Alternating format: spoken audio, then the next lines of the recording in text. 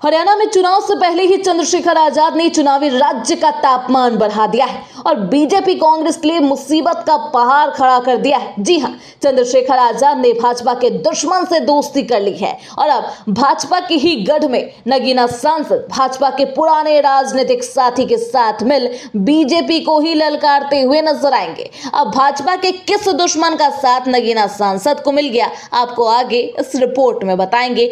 हरियाणा विधानसभा चुनाव से पहले एक और राजनीतिक गठबंधन आकार लेता हुआ नजर आ रहा है, जिसमें चंद्रशेखर आजाद की आजाद समाज पार्टी और दुष्यंत चौटाला की जननायक जनता पार्टी शामिल है। इस महत्वपूर्ण गठबंधन की घोषणा मंगलवार को दिल्ली में की गई। चंद्रशेखर आजाद के नेतृत्व वाली एसपी और दुष्यंत चौटाला की जेजेपी क्रमशः दलित और जाट वोटों पर अपनी पकड़ मजबूत करने की कोशिश कर रही है।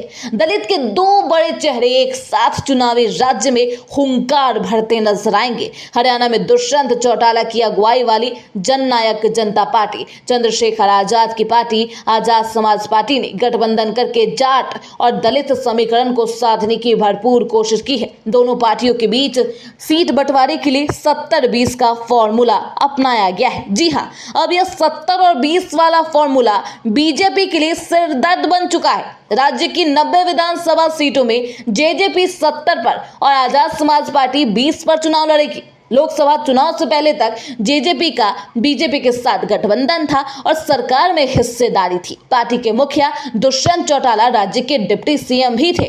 आम चुनाव से ठीक पहले सीट बंटवारों पर अनबन के बाद बीजेपी और जेजेपी के रास्ते अलग हो गए। इसके बाद अब जेजेपी ने आजाद समाज पार्टी के साथ गठबंधन का फैसला किया और यह फैसला भारतीय जनता पार्टी और कांग्रेस की सियासी जमीन को कुरेदने का काम करेगी।